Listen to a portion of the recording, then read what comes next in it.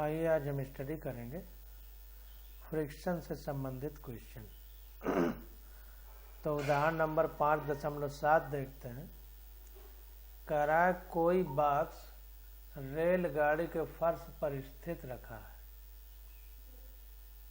कोई बॉक्स रेलगाड़ी के फर्श पर स्थिर रखा है। यदि बॉक्स तथा रेलगाड़ी के फर्श के बीच स्थैतिक घर्षण गुणांक 0.15 है तो रेलगाड़ी का वो अधिकतम त्वरण ज्ञात कीजिए जो बॉक्स को रेलगाड़ी के फर्श पर स्थिर रखने के लिए आवश्यक है। तो कुल मिलाकर के स्थैतिक घर्षण गुणांक हमको दे दिया है और अधिकतम त्वरण पूछ रहा है कि जिससे कि जो है बॉक्स स्थिर रहे रेलगाड़ी के आगे बढ़ने पर, पीछे दीवार से न टकराए। तो जाहिर सी बात है कि स्थैतिक घर्षण गुणांक दे दिया है तो हम उसी आधार पर अपने क्वेश्चन को सॉल्व करेंगे। तो कह रहा है चूंकि बॉक्स में त्वरण स्थैतिक घर्षण के कारण ही है, ये जो त्वरण है बॉक्स में तो वो स्थैतिक घर्षण के कारण ही होगा। तो स्थैतिक घर्षण एक प्रकार का बल है जो लगाए गए बल के कारण फर्श जो है रेलगाड़ी की और बॉक्स के बीच उत्पन्न होगा। तो यहाँ पर देखिए स्थैतिक घर्षण गुणांक Fs, जो स्थैतिक घर्षण गुणांक, ये स्थैतिक घर्षण बल है। तो स्थैतिक घर्षण बल जो है हमेशा स्थैतिक घर्षण गुणांक और जो नॉर्मल रिएक्शन होती है उसके गुणनफल से कम होता है या उसके बराबर होता है। ऐसा फार्मूला हम लोगों ने पीछे पढ़ा है। तो यही स्थैतिक घर्षण गुणांक जो है, स्थैतिक घर्षण जो है Fs, यही ma के बराबर हो जाएगा क्योंकि F बराबर ma होता है। और इधर जो है μs और n जो नॉर्मल रिएक्शन है, ये जैसे इसका भार नीचे को काम करेगा W, तो इसकी नॉर्मल रिएक्शन ऊपर को काम करेगी, तो भार जो है नॉर्मल रिएक्शन के बराबर होता है। तो इसीलिए नॉर्मल रिएक्शन की जगह mg रख दिया है। तो फिर से एक बार समझिए कि जो बॉक्स है उसमें अगर त्वरण की बात की जाएगी तो जो स्थैतिक घर्षण है उसी के कारण होगा। क्योंकि रेलगाड़ी में बॉक्स रखा हुआ, रेलगाड़ी आगे त्वरण से बढ़ रही है, तो बॉक्स पीछे त्वरण से अगर चलेगा तो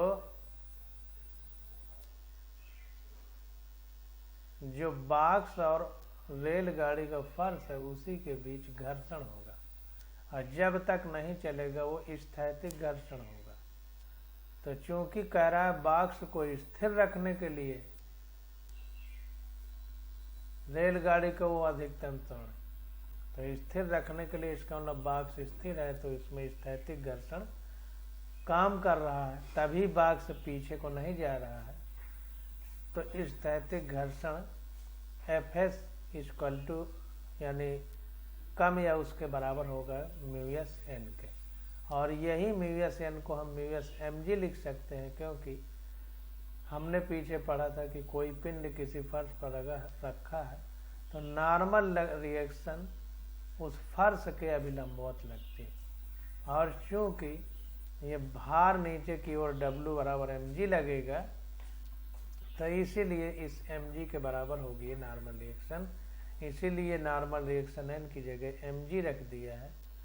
तो ये घर्षण बल जो होगा स्थैतिक घर्षण बल, उसी के कारण त्वरण उत्पन्न होगा, और बल बराबर द्रव्यमान गुणे त्वरण होता है। तो यहाँ पर यह मैं लिख दिया। अर्थात अब देखिए यम और यम कट जाएंगे तो a स्मॉलर देन और इक्वल टू μs g हो जाएगा। देखिए μs n के बराबर है μs mg, तो ये नहीं सोचना है कि स्मॉलर देन और इक्वल टू का चिन्ह लगे। ये पूरे का मतलब है इस Fs से, तो ये आ गया स्मॉलर देन और इक्वल टू μs g। क्योंकि ये में कट गया, तो इसलिए ए अधिकतम इक्वल टू म्यूएस जी आ गया। इसलिए ए अधिकतम बराबर म्यूएस जी बराबर 0.15 गुणे 10 मीटर पर second square equal to 1.5 metre पर सेकंड स्क्वायर। क्योंकि म्यू की वैल्यू हमको दे दी है 0.15, जी का मान हमको पता है पृथ्वी के लिए 10 मीटर पर सेकंड स्क्वायर होता है, तो ये आ गया 1.5 मीटर पर सेकंड स्क्वायर। तो इस प्रकार से हम क्वेश्चनों को सॉल्व करेंगे। अब क्वेश्चन नंबर 5.8 आ जाता है। कह रहा है कि 4 किलोग्राम का कोई गुटका एक क्षैतिज समतल पर रखा है। चित्र 5.11।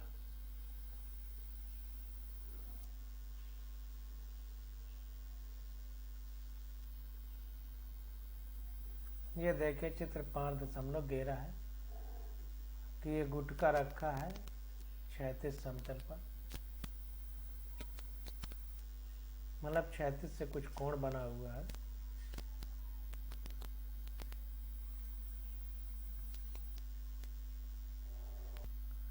तो कह रहा है कोई 4 किलोग्राम का गुटका है क्षैतिज समतल पर रखा है, जैसा चित्र 5.11 में हम लोगों ने देखा। तो कह रहा है समतल को धीरे धीरे तब तक आनत किया जाता है जब तक क्षैतिज से किसी कोण 0 थीटा बराबर 15 डिग्री पर वो गुटका सरकना आरंभ नहीं कर देता है। तो ध्यान दीजिए कि पहले ये क्षैतिज ही था, क्षैतिज था यानी हॉरिजॉन्टल था। अब इसको ये उठाना शुरू कर देते हैं ए से बी की तरफ, और बताता है कि इतना उठाते हैं कि जब ये कोण 15 डिग्री हो जाता है तो ये गुटका इस पर सरकना शुरू कर देता है। इस पर जो है ये खिसकना शुरू कर देता है। ग्रेजुअली इंक्लाइंड मतलब धीरे धीरे ऊपर उठाते हैं, जिससे कि इसमें स्लाइड करना शुरू कर दे। बिगिन टू स्लाइड मतलब प्रारंभ कर दे।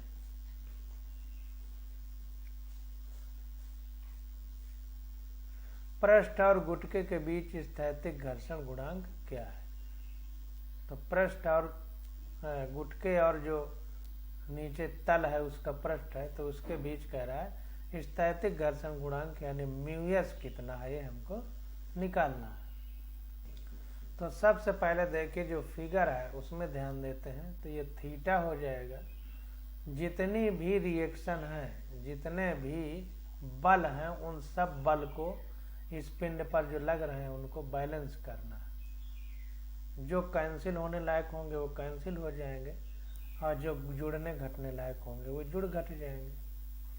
तो देखते हैं, तो यहाँ पर देखिए अगर खिसकते खिसकते, सबसे पहले इसको देखते हैं, तो हमेशा एक चीज को ध्यान रखिएगा कि जो mg है वो हमेशा पृथ्वी से 90 डिग्री के कोण पर होगा। तो मान लीजिए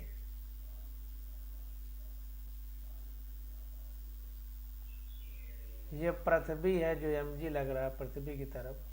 अगर हम ऐसे लाइन खींचे तो ये पृथ्वी का प्लेन है, तो ये कोण हमारा 90 डिग्री होगा।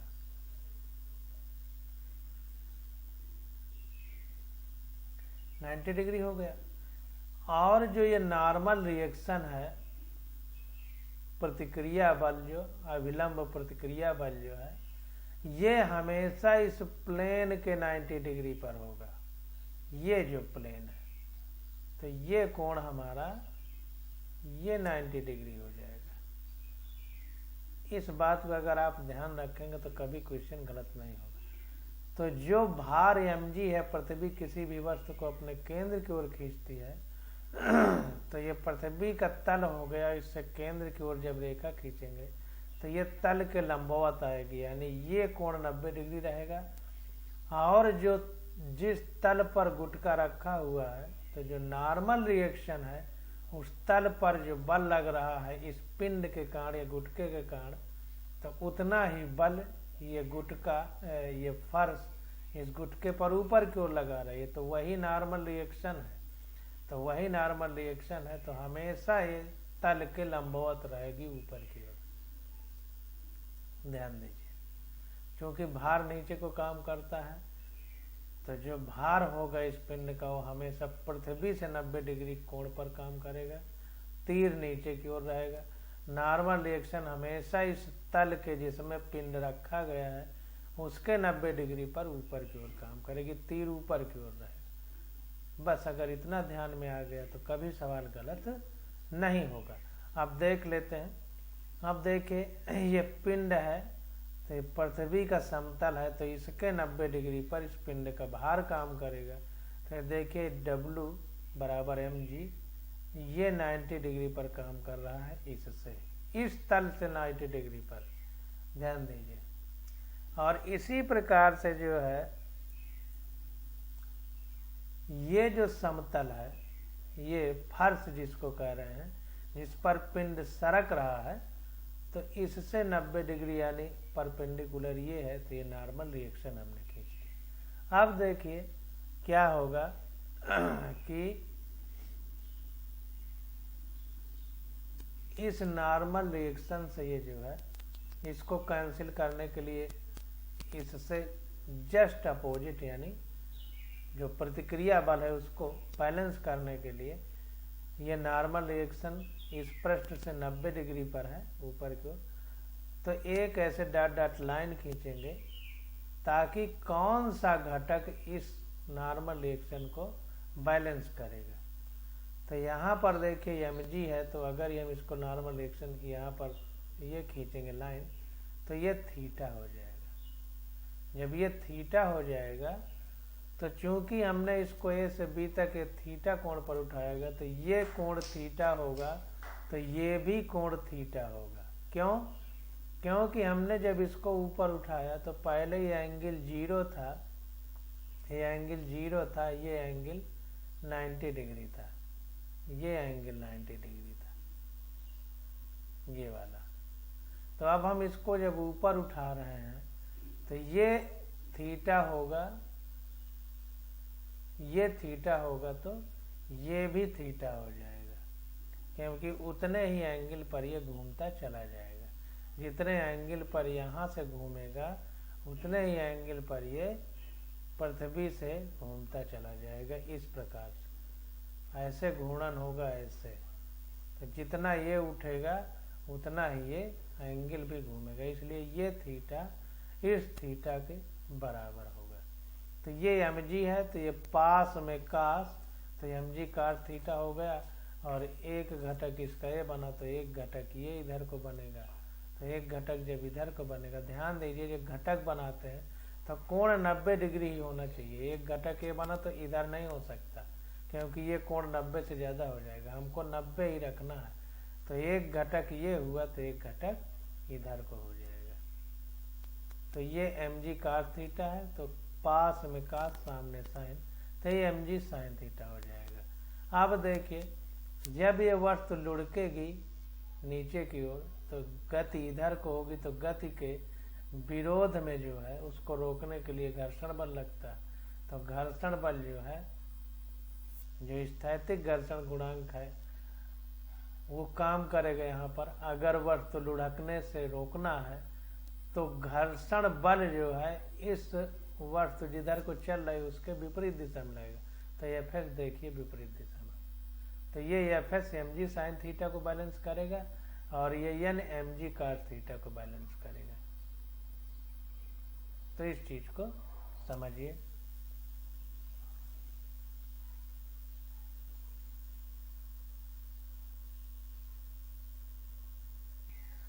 तो आइए अब इसको हम लोग पढ़ते हैं। तो यहाँ पर देखिए कह रहा है कि आनत समतल पर विराम अवस्था में रखे यम संगत के गुटके पर कार्यरत बल, आनत का मतलब ये कुछ कोण पर इस तरह झुका हुआ है, इंक्लाइंड प्लेन इसको अंग्रेजी में कहते हैं। तो कह रहा है इस पर कौन कौन से बल लगेंगे। तो गुटके का भार mg ऊर्ध्वाधर नीचे की ओर, तो भार देके mg नीचे की ओर काम कर रहा है। समतल द्वारा गुटके पर लगाया गया अविलंब बल n, ये गुटके से लंबवत यानी इस तल से ये लंबवत अविलंब बल n लग रहा है। तथा समुपस्थित गति का विरोध करने वाला स्थैतिक घर्षण बल Fs। ये गति का विरोध करेगा, तो चूंकि गुटका अभी रुका हुआ है तो इसके गति का विरोध करने के लिए इसके विपरीत दिशा में ये घर्षण स्थैतिक घर्षण बल Fs काम करेगा। गुटके की साम्यावस्था में इन बलों का परिणामी शून्य बल होना चाहिए। अब जाहिर सी बात है कि गुटका गति न करे तो उसके लिए जरूरी है कि ये Fs mg sin थीटा के बराबर हो और ये normal reaction mg cos theta के बराबर हो, तभी इस पर सारे बल जब जीरो हो जाएंगे तो ये जो है गति नहीं करेगा। तो इसीलिए Fs इसके विरोध में ये है तो इसके बराबर ये हो जाए तो निरस्त हो जाएंगे, और इसके विरोध में ये है mg cos थीटा क्योंकि डायरेक्ट अपोजिट है, तो इसके बराबर अगर ये हो जाए तो ये बल निरस्त हो जाएगा। तो इसलिए इसके बराबर इसको लिख दिया mg sin थीटा बराबर Fs कामा mg cos थीटा बराबर n, तभी ये जो है अपनी जगह पर स्थिर रह पाएगा।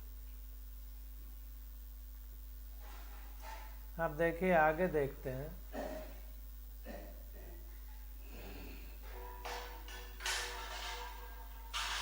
अब कह रहा है जैसे जैसे थीटा बढ़ता है स्वसंयोजी घर्षण बल Fs तब तक बढ़ता है जब तक थीटा इक्वल टू थीटा अधिकतम यानी थीटा मैक्सिमम। तो यहाँ पर देखिए कहने का मतलब ये है कि जो स्थैतिक घर्षण है Fs ये तब तक बढ़ेगा जब तक कि वस्तु गति न करने लगे, क्योंकि जब गति करने लगेगी तो गतिज घर्षण काम करेगा। तो स्थिर है तो कितने कोण पर ये Fs बढ़ेगा, तो उसके लिए थीटा इक्वल टू थीटा कहें या थीटा अधिकतम कहें, मतलब जब जितना अधिकतम थीटा हो सकता है वहां तक, जब तक कि वस्तु गति न करने लगे। तो थीटा बराबर थीटा अधिकतम पर यह अपना अधिकतम मान प्राप्त नहीं कर लेता, तब तक ये Fs बढ़ता है जब तक थीटा अधिकतम मतलब अधिक से अधिक कोण न बना दिया जाए। जब वो गति करने लगे तो तब तक ये मान अपना अधिकतम मान नहीं प्राप्त कर लेता, तब तक थीटा बढ़ता है। अब Fs अधिकतम Fs बराबर क्या होता था, स्मॉलर देन और इक्वल टू म्यूएस एन, लेकिन जब Fs अधिकतम हो जाएगा यानी Fs मैक्सिमम बराबर कितना होगा म्यूएस एन, यानी स्थैतिक घर्षण गुणांक गुणे नॉर्मल रिएक्शन। तो यहाँ म्यूएस गुटके तथा समतल के बीच स्थैतिक घर्षण गुणांक है। अतः अब यहाँ पर देखिए कोण कितना अधिकतम हो सकता है, थीटा अधिकतम, अगर हम उसको निकालना चाहें तो tan थीटा के टर्म में निकालेंगे। क्यों tan थीटा के टर्म निकालेंगे, क्योंकि tan थीटा इक्वल टू होता है sin theta upon cos theta. तो sin थीटा में mg sin theta upon mg cos theta अगर करेंगे तो mg कट जाएगा तो sin theta upon cos theta बचेगा, और यही tan थीटा के बराबर होता है। तो यहाँ पर देखते हैं, देखिए यहाँ पर Fs अधिकतम बराबर म्यूएस एन लिखा है, तो Fs अधिकतम इक्वल टू म्यूएस एन, तो Fs बराबर क्या रखा गया है mg sin थीटा,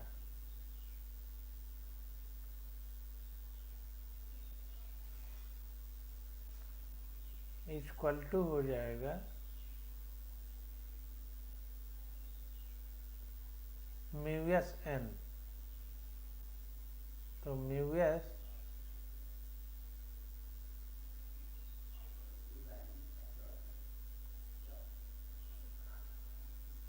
Fs अधिकतम, तो Fs बराबर mg sin थीटा और म्यूएस n, तो n की जगह कितना है mg cos थीटा, तो म्यूएस वैसे ही रहेगा और n की जगह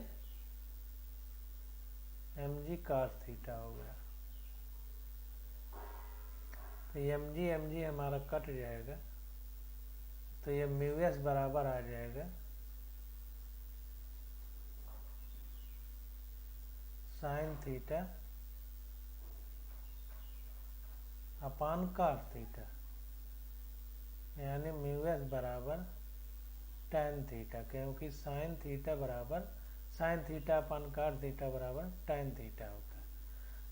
अब यहाँ एफ एस अधिकतम की बात हो रही थी, इसलिए tan थीटा मैक्स या अधिकतम लिखा है, अधिकतम, क्योंकि एफ एस इक्वल टू होता है स्मॉलर देन और equal to mu S N. तो जब एफ एस अधिकतम की बात करेंगे तो म्यू एस एन होगा, तो जो थीटा आएगा वो अधिकतम ही आएगा, तो tan थीटा अधिकतम बराबर म्यू एस एन अथवा थीटा अधिकतम बराबर, तो ये tan इनवर्स हो जाएगा, tan inverse mu S N. तो इसको ध्यान देना।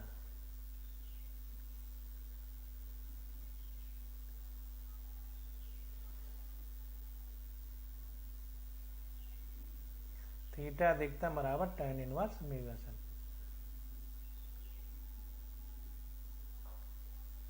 अब देखिए, जब थीटा का मान थीटा अधिकतम यानी मैक्सिमम से केवल कुछ ही अधिक होता है तो गुटके पर एक लघु नेट बल लगता है और गुटका सरकना आरंभ कर देता है। तो ये कह रहा है कि जब जो है थीटा का मान थीटा अधिकतम यानी जितना ये हम लोग निकाल लिए हैं, इससे थोड़ा भी अगर अधिक हो जाता है तो फिर ये गुटका लुढ़कना शुरू कर देता है, क्योंकि उस पर नेट बल लगना शुरू कर देता है और गुटका सरकना आरंभ कर देता है। ध्यान दीजिए, थीटा अधिकतम केवल म्यूएस पर ही निर्भर करता है, यह गुटके की संगत पर निर्भर नहीं करता है। तो ध्यान दीजिए कि जो थीटा अधिकतम यानी थीटा का मान जो अधिक से अधिक हम रख सकते हैं, तो अधिकतम वैल्यू जो थीटा की है वो केवल जो है म्यूएस पर निर्भर करता है, क्योंकि थीटा अधिकतम बराबर tan इनवर्स म्यूएस। देखिए निकल के आया, तो tan इनवर्स म्यूएस है पर ही निर्भर करता है, केवल म्यूएस पर, गुटके के द्रव्यमान यानी संघत पर निर्भर बिल्कुल नहीं करता है। अब थीटा अधिकतम हमको क्वेश्चन में दे दिया गया है 15 डिग्री। थीटा अधिकतम क्वेश्चन में हमको दिया गया है 15 डिग्री, तो जाहिर सी बात है थीटा अधिकतम 15 डिग्री है, तो mu s equal to tan 15 degree हो जाएगा, क्योंकि थीटा अधिकतम बराबर tan इनवर्स म्यूएस है। तो mu s equal to tan theta अधिकतम है, तो mu s equal to tan 15 degree आ गया।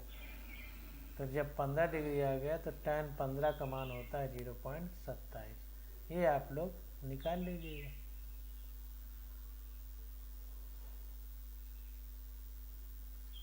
अब अगला क्वेश्चन आ जाता है हमारा 5.9 चित्र 5.12a। ये जो दिया गया है इस पर आधारित है।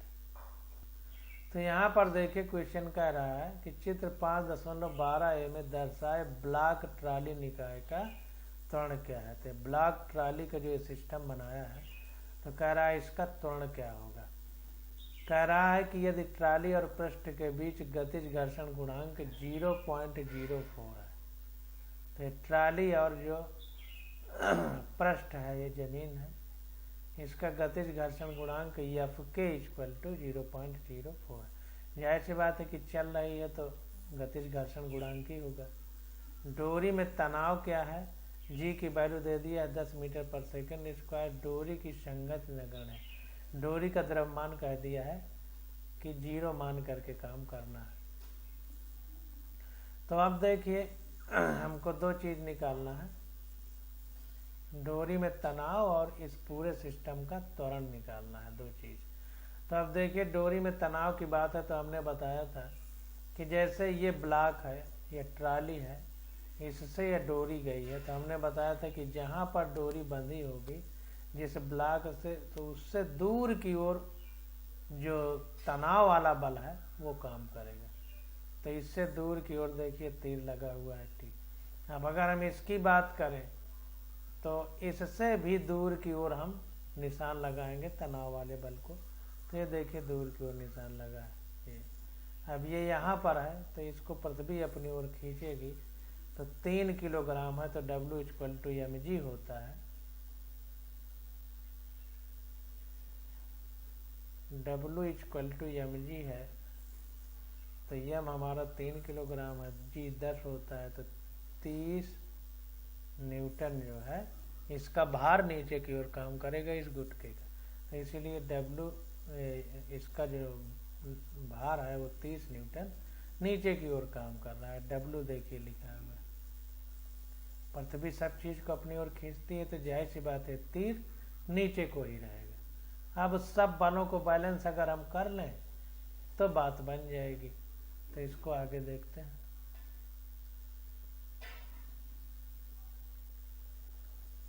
तो पहले देखिए हम इस निकाय की बात करते हैं इतने की।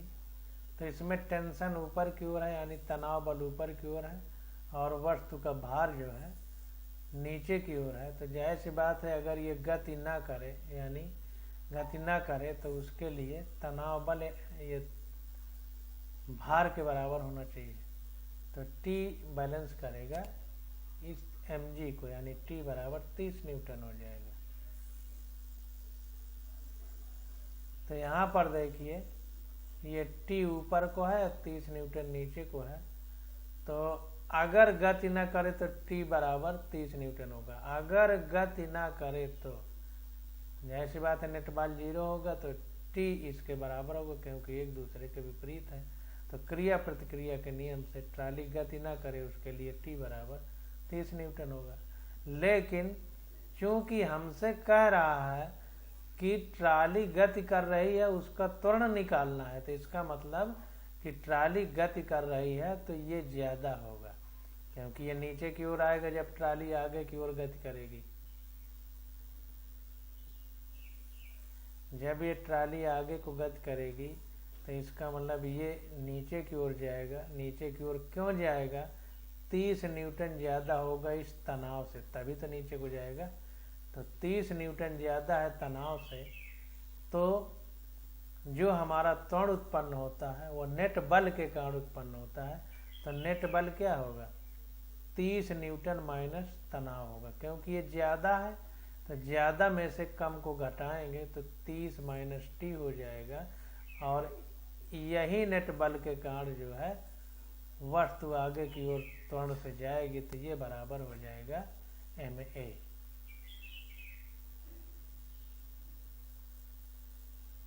तो यहाँ पर देखिए 30 माइनस टी बराबर ma किया है। यम हमारा 3 किलोग्राम है तो 3a लिख दिया।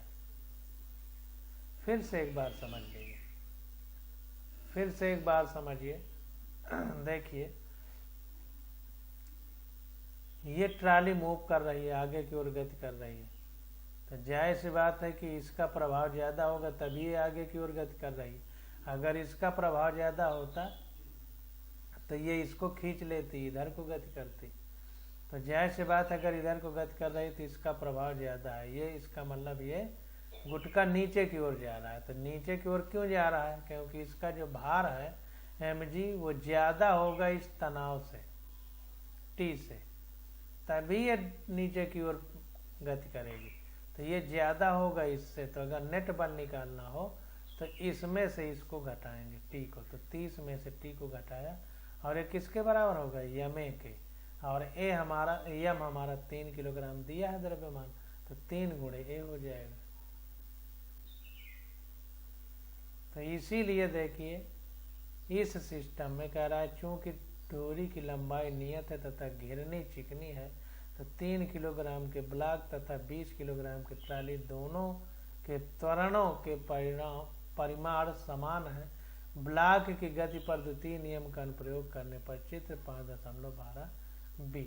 यहाँ पर देखें आप नहीं समझ पाएंगे कि 30 में से टी क्यों घटा है।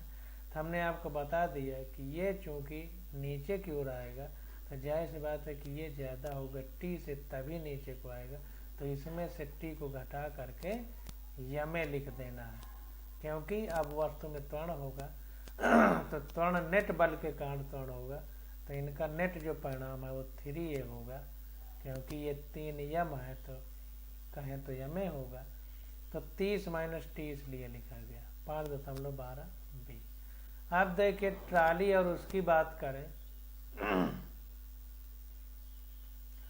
अब देखिए ट्राली जब इस पर फिसलेगी तो घर जाहिर सी बात है कि आगे की ओर चलेगी तो घर्षण बल इसका विरोध करेगा।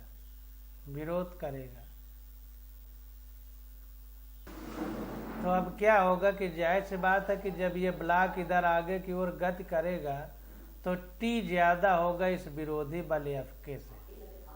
तो जाहिर सी बात है कि टी में एफ के घटाएंगे तो T minus F K equal to M A हो जाएगा, और यहाँ पर एम इस ट्राली का द्रव्यमान होगा तो 20 ए हो जाएगा। अब देख लीजिए यहाँ पर, तो देखिए टी माइनस एफ के बराबर 20 ए लिखा है। तो इस प्रकार से हम लोग इसको लिखते हैं, ये 12.5.12 सी। तो ये टी इधर को है, एफ के इधर को है, और ये ट्राली का भार है, तो ये इसको बैलेंस कर लेगा। नॉर्मल रिएक्शन ऊपर को लगेगी और ये एम जी नीचे को लगेगा, तो नॉर्मल रिएक्शन एम जी को कैंसिल कर देगी, क्योंकि एक दूसरे के विपरीत और बराबर हैं। तो सिर्फ ये वाले बल रह जाएंगे, तो ये ज़्यादा है तभी ट्राली आगे को खिसक रही, तो इसमें से इसको घटाना है। तो टी माइनस एफ के, अब ये कितने के बराबर होगा, इसका भार ये 20 किलोग्राम का है, डब्लू ये ट्राली जो है 20 किलोग्राम की है, तो इसमें अगर हम त्वरण का गुणा कर दें तो ये भी बल हो जाएगा। तो 20 ए कर दिया। अब देखिए इसको ध्यान देना है कि जो है,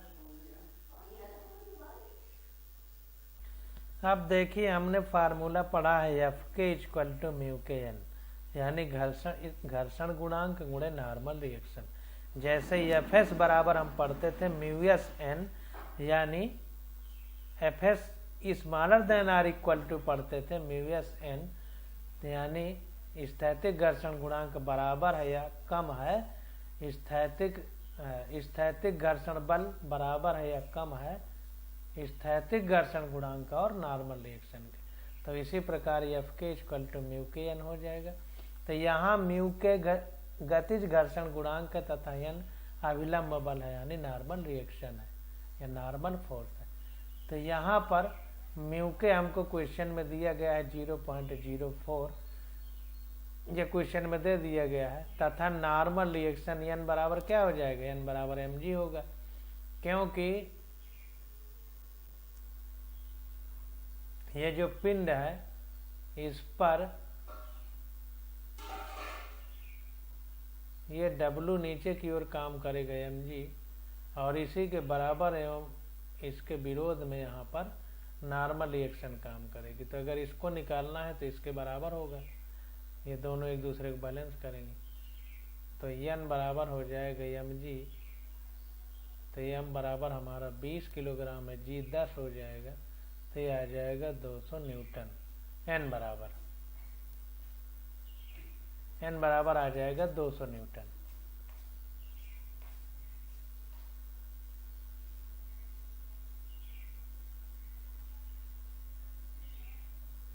वही देखिए यहाँ पर 200 न्यूटन निकाला है।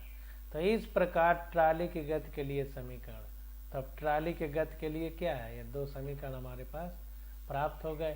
तो T minus F K equal to 20 ए, तो टी माइनस एफ के हमको क्वेश्चन में दिया है 0.04 इंटू ये नॉर्मल रिएक्शन जो है वो हमने निकाल लिया है, कितना है 200 न्यूटन, या 200 गुणे 20 जो है 20 गुणे ये कर सकते हैं, वही नॉर्मल रिएक्शन है। एन इक्वल टू 20 गुणे ए बराबर 200 न्यूटन। तो T minus 0.04 into mu K N होता है, तो 200 आ गया, तो बराबर ये 20 ए हो गया। तो अगर इसको सॉल्व करें तो ये 2 का गुणा होगा तो 4 दूनी 8, 2 अंक बाद 0 होगा, तो टी माइनस 8 इक्वल टू 20 ए, ये समीकरण हमारे पास आ जाएगा। अब इस समीकरणों से हमें प्राप्त होता है। अब अगर इन समीकरणों को इनको हल करें तो अब देखिए हमको ए निकालना है, तो 30 माइनस टी बराबर 3 ए है, टी माइनस 8 बराबर 20 ए है। तो जाहिर सी बात है कि टी कट जाएगा और ए हमारा निकल आएगा। तो यहाँ पर हम ए निकालना चाहें तो ये समीकरण और ये समीकरण को घटा दें। अब यहाँ पर देखिए घटेगा नहीं, इस समीकरण को हमने इस वाले से जोड़ दिया, तो 30 माइनस टी बराबर 30 है, तो इसको हमने उलट के लिख दिया तो -8, क्योंकि संख्या साथ में आ जाए, टी साथ में आ जाए, तो इसको उलट दिया तो -8a, अब ये t धनात्मक है तो +t हो गया बराबर 20a हो गया। तो t से t कट जाएगा क्योंकि प्लस माइनस में है, तो 30 में 8 घटेगा तो 22 आ गया, तो बराबर 20 में 3 जुड़ेगा तो 23a आ गया, यानी a बराबर 22/23 मीटर पर सेकंड स्क्वायर। तो ये इसको सॉल्व किए तो आ गया 0.96 मीटर पर सेकंड स्क्वायर।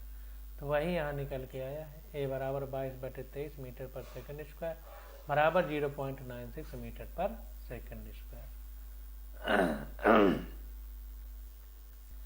अब देखिए इसी प्रकार अगर हम t निकालना चाहेंगे तो t भी इसी प्रकार से निकल आएगा, क्योंकि a निकल आया है तो a की वैल्यू रख देंगे। तो इसको इससे जो है इस बार घटाएंगे, तो जब घटाएंगे हम लोग a की वैल्यू निकल आई है तो t हमको निकालना है। तो सीधा देखिए यहाँ इस वाले फार्मूले में भी रख सकते हैं, क्योंकि t की वैल्यू हमारी निकल आई और एक t अच्छा निकालना है हमको, a की वैल्यू निकल आई है तो a की वैल्यू यहाँ रख देंगे। और एफ के हम लोगों ने निकाल ही लिया है, F K equal to mu K N, तो म्यू के हमको पता है, एन पता है, तो कुल मिला के एफ के निकल आएगा। तो इस फार्मूले में अगर हम ए की वैल्यू रख दें ये वाली, तो टी माइनस एफ के की जगह म्यू के एन हो जाएगा। तो म्यू के हमको दिया है, एन दिया है, तो ये भी रख जाएगा और ए की वैल्यू हमको ये पता है, तो इस प्रकार से टी निकल आएगा। कहने का मतलब ये है कि इसको हम इस तरह सॉल्व कर सकते हैं कि हमको टी निकालना है तो टी माइनस एफ के का फार्मूला होता है mu K N equal to 20a। तो टी माइनस म्यू के हमारा कितना है 0.04, एन कितना निकल के आया है ये देखिए, एन निकाला है 200 बराबर 2 इंटू ए कितना निकाला है 0.96। अब देखिए सारी वैल्यू हो गई तो टी निकल के आ जाएगा 27.1 न्यूटन। इस प्रकार से हम लोग क्वेश्चनों को सॉल्व करते हैं।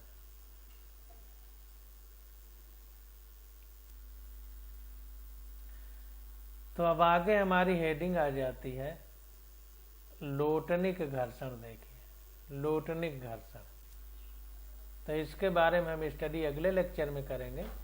आज बस यहीं तक।